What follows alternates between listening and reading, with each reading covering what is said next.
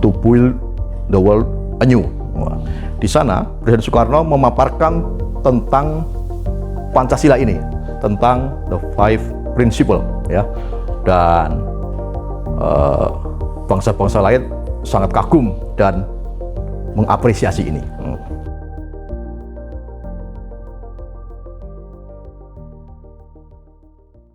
Assalamualaikum warahmatullahi wabarakatuh. Selamat pagi sahabat pemilih. Berjumpa lagi dengan saya Dwi Agustiningsih dalam acara Talkshow KPU Kebumen Menyapa dari Sapa Jadi Tahu. Tentunya dengan obrolan dan bincang-bincang menarik seputar kepemiluan. Sahabat pemilih, belum lama ini pada hari Rabu kemarin, tanggal 1 Juni, kita memperingati hari lahirnya Pancasila. Nah, pada talkshow kita hari ini, tema yang kita bahas yaitu berkaitan dengan Pancasila, yaitu Pancasila dan kehidupan demokrasi di Indonesia. Sudah hadir bersama kita narasumber, anggota KPU Kabupaten Kebumen, Divisi Teknis Penyelenggaraan Pemilu. Beliau adalah Bapak Danang Munandar SE. Selamat pagi Pak Danang. Selamat pagi Mbak Titin, dan selamat pagi sahabat pemilih dimanapun juga berada, terutama di daerah Kabupaten Kebumen. Salam sehat dan jangan lupa bahagia. Wah, jangan lupa bahagia ya Pak ya. Bagaimana ini Pak kabarnya Pak? Alhamdulillah sehat dan baik.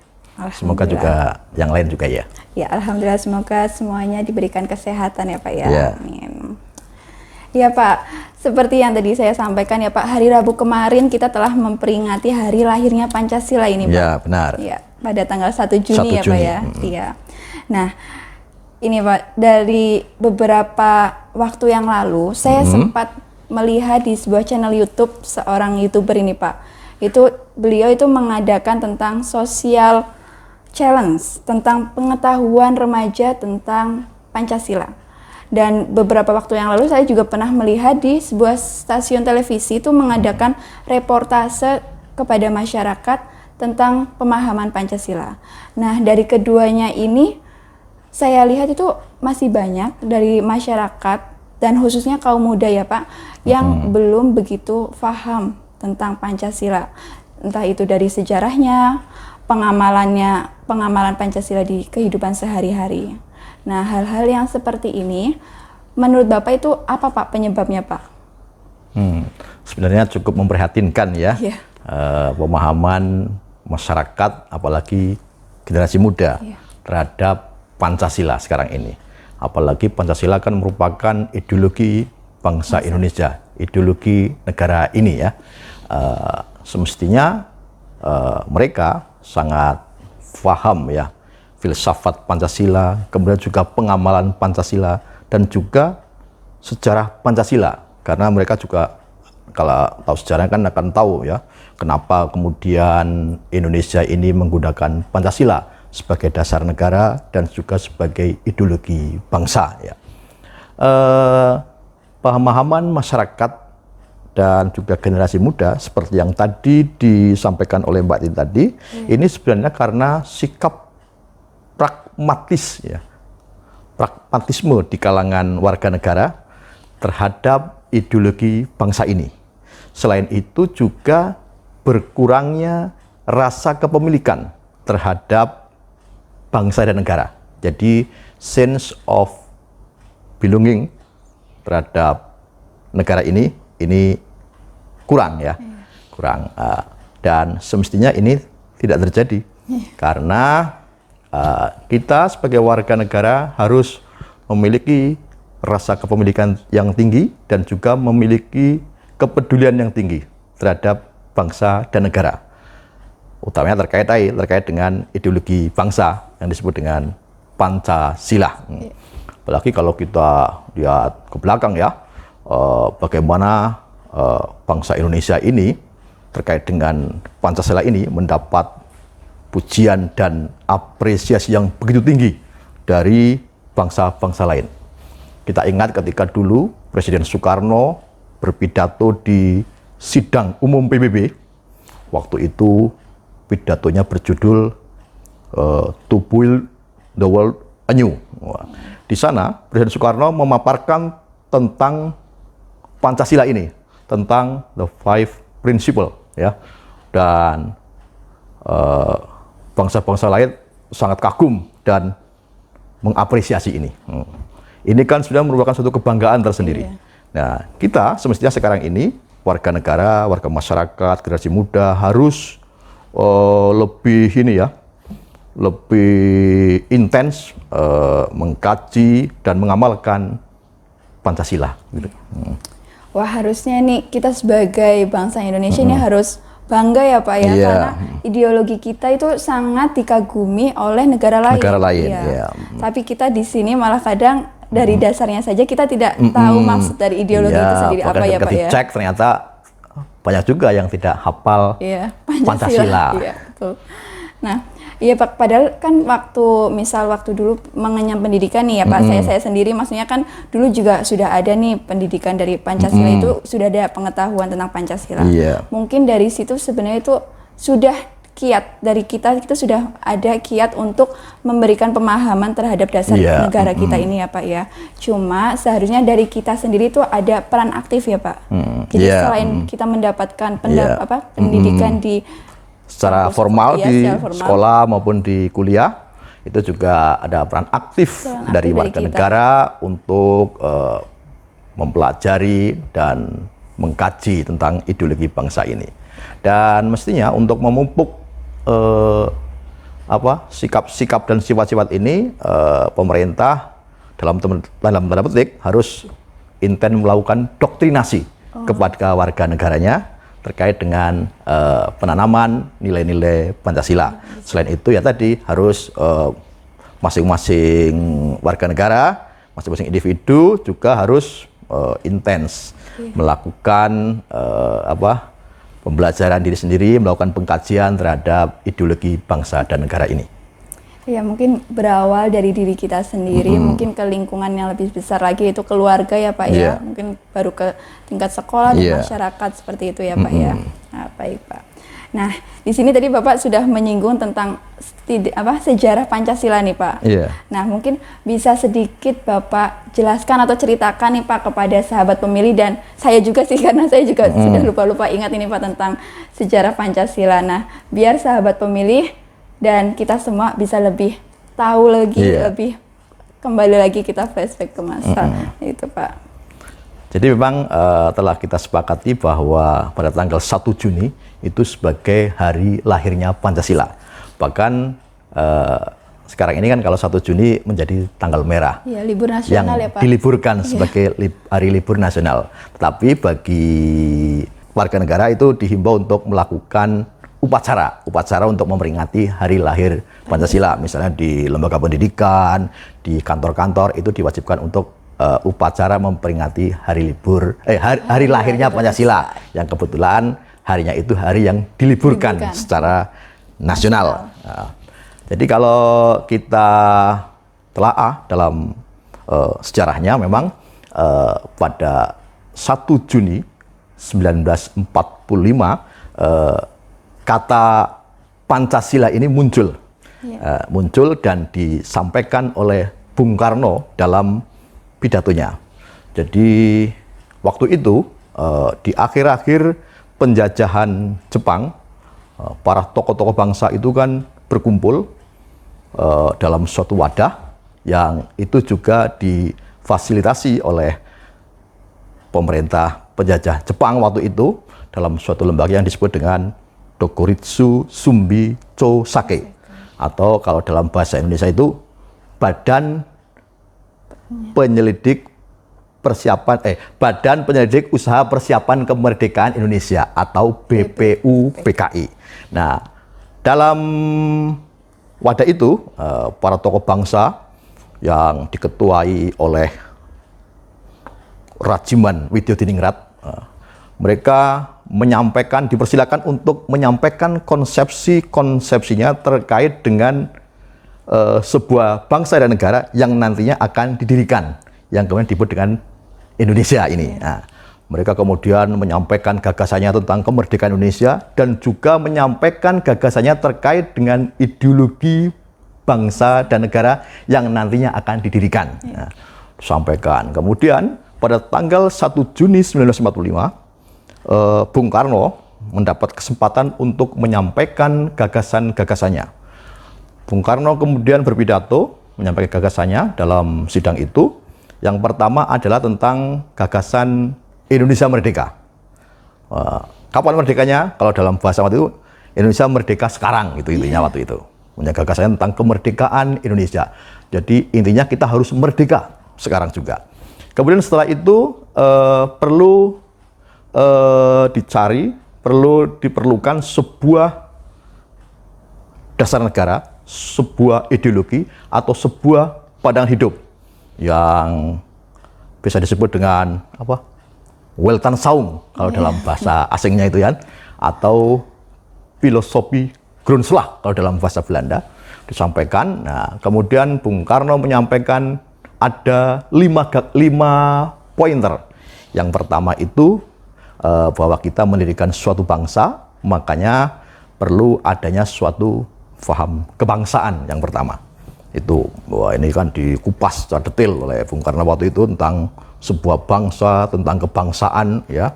Kemudian setelah itu yang kedua itu tentang perikemanusiaan atau internasionalisme. Itu bahwa kita sebagai bangsa juga merupakan bagian dari sebuah dunia internasional, dan kita juga harus punya perikemanusiaan atau paham lainnya itulah internasionalisme. Kemudian yang ketiga terkait dengan demokrasi, tentang demokrasi atau mufakat ya, mufakat atau demokrasi. Karena nanti kan dari berbagai macam golongan, tapi juga harus bermufakat, harus berdemokrasi. Kemudian yang keempat itu bahwa ketika kita mendirikan suatu bangsa dalam rangka untuk mencapai kesejahteraan. Semua untuk semua, intinya itu. Kesejahteraan atau keadilan. Nah, kemudian yang terakhir bahwa kita sebagai suatu bangsa dan sebagai sebuah individu harus berketuhanan.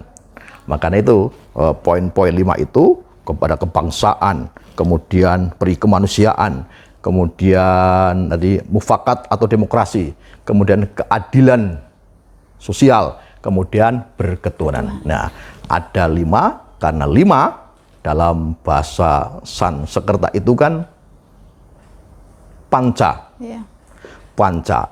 Kemudian asas atau prinsip itu sila. Maka 5 prinsip ini disebut dengan Pancasila. Nah, Pancasila. Nah, pidato Bung Karno ini mendapatkan apresiasi dari semua peserta sidang BPUPKI waktu itu.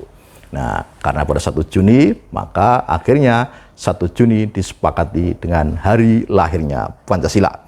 Kemudian setelah itu kan, setelah bulan Juni, kemudian mendekati Agustus, bulan 17 Agustus kita proklamasi, kemudian 18 Agustus, kemudian dibentuklah sebuah panitia kecil lagi, ya PPKI waktu itu, PPKI ya, kemudian membahas tentang konstitusi negara, dan kemudian dalam pembukaan konstitusi negara, dalam pembukaan UUD 45 itu dimunculkan juga tentang Pancasila yang seperti sekarang ini sering kita bacakan di upacara itu ya. Yang pertama adalah ketuhanan yang Maha Esa, kemanusiaan yang adil dan beradab, persatuan Indonesia, kerakyatan yang dipimpin oleh hikmat kebijaksanaan dalam permusyawaratan perwakilan, dan keadilan sosial bagi seluruh rakyat Indonesia. Nah, akhirnya saat ini kita akhirnya menyepakati bahwa 1 Juni menjadi hari lahirnya Pancasila. Berarti di tanggal 1 Juni itu masih posisi Pancasila itu menjadi belum yang seperti sekarang ini ya Pak bunyinya ya Pak ya, masih 1 Juni yang awal itu usulan gagasan dari Bung Karno terkait. Tapi secara umum muatannya itu kan sama. Pancasila seperti itu. Intinya ada 5 prinsip yang pertama ya Pak ya. Iya. Wah, menarik sekali ini sahabat pemilih, dari kita jadi lebih tahu lagi terhadap sejarah Pancasila ya Pak Danang Iya, ya. Ini tadi Pak Danang sudah cerita dari awal dari pembentukan BPUPKI itu, di dalamnya kita membahas tentang lahirnya Pancasila sehingga menjadi Pancasila yang seperti sekarang Betul, ini ya Pak ya. Baik sahabat pemilih, tapi sebelum kita bahas lagi nih Pak yang lebih menarik lagi, kita break sejenak dulu ya Pak. Ya. Baik sahabat pemilih, jangan kemana-mana, kita akan kembali setelah yang satu ini.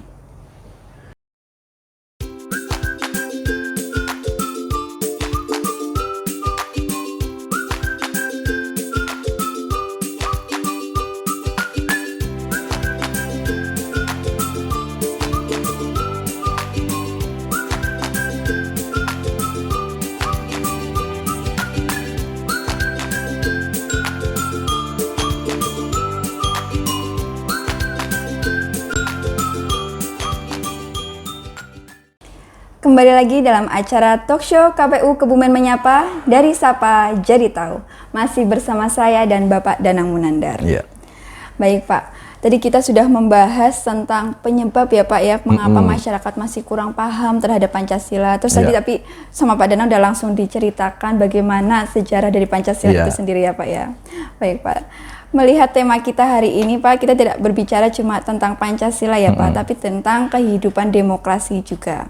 Nah, menurut Bapak bagaimana posisi Pancasila sebagai landasan kehidupan demokrasi di Indonesia ini Pak?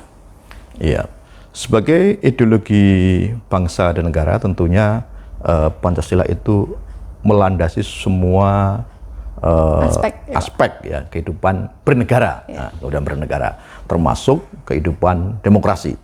Dan sebenarnya kata demokrasi di Pancasila kan memang sudah tidak asing lagi kan. Misalnya tadi seperti yang disampaikan Bung Karno dalam pidatonya pada sidang BPUPKI itu kan di situ ada mufakat atau demokrasi. Ya. Kemudian dalam Pancasila yang sering kita bacakan di upacara itu ada sila keempat kan kerakyatan yang dipimpin oleh hikmat kebijaksanaan dalam permusyawaratan perwakilan.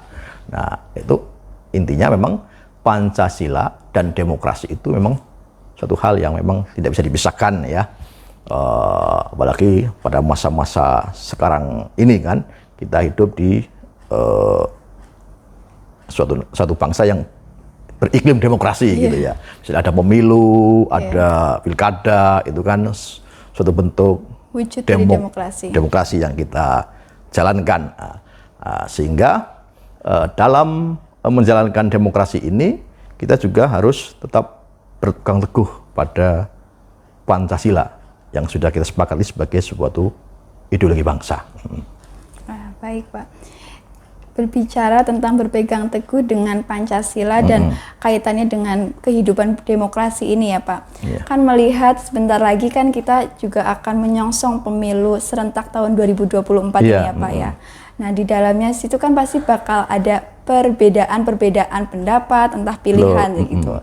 Nah ini bagaimana nih Pak fungsi Pancasila sebagai pengikat pemersatu bangsa Pak, agar menjadi bangsa yang berbineka tunggal ika Pak, kan berbeda-beda tetapi biar satu juga. Iya. Itu bagaimana Pak?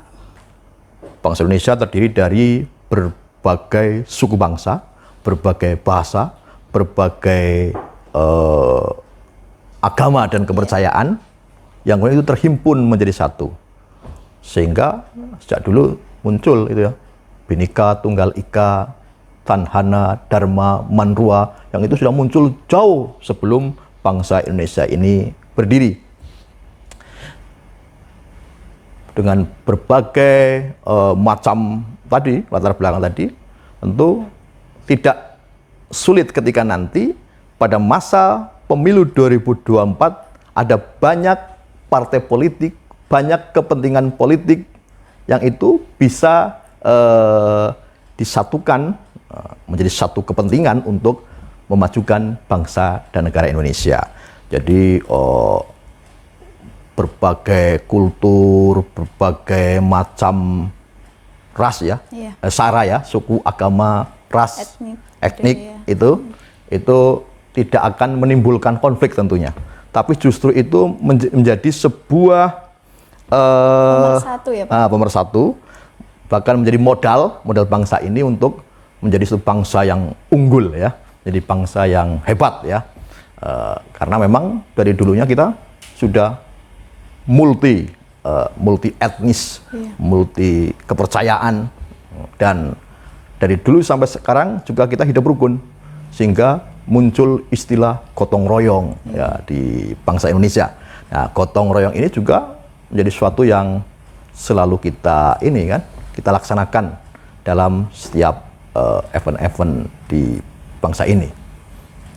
Berarti memang pendahulu kita itu sudah visioner ya Pak ya, maksudnya dia sudah memperkirakan, karena dari awal pun kita berbagai ragam suku dan budaya saja, dengan adanya Pancasila ini bisa menjadi pemersatu kita semua ya Pak ya. Iya. Dan semoga untuk pemilu 2024 itu walaupun banyak adanya perbedaan dan banyak pilihan ya Pak ya, tetapi kita tujuannya itu satu, yaitu untuk memajukan bangsa Indonesia ini. Iya. Itu tadi Bhinneka Tunggal Ika, walaupun berbeda-beda tetap satu juga, dan itu diikat dalam sebuah pandangan hidup, sebuah ideologi yang disebut dengan Pancasila. Wah, luar biasa sekali nih Pak, pertemuan kita kali ini membahas yang benar-benar menjadi dasar kita dalam bernegara ini Pak. Ya. Terima kasih Pak Danang atas ilmu yang dibagikan kepada saya dan sahabat pemilih yang ada di rumah tentunya. Kita sambung lagi dengan bahasan yang menarik lagi Pak di pertemuan berikutnya Pak. Baik Pak, terima kasih. Baik sahabat pemilih yang budiman, demikian tadi talkshow kita hari ini bersama Bapak Danang Munandar, anggota KPU Kabupaten Kebumen Divisi Teknis Penyelenggaraan Pemilu. Semoga tayangan ini bisa bermanfaat bagi sahabat pemilih dimanapun berada. Nantikan sapaan kita selanjutnya dalam talkshow KPU Kebumen Menyapa, dari Sapa Jadi Tahu. Jangan lupa like, komen, dan subscribe channel YouTube KPU Kebumen. Saya Dwi Agustiningsih pamit undur diri. Wassalamualaikum warahmatullahi wabarakatuh.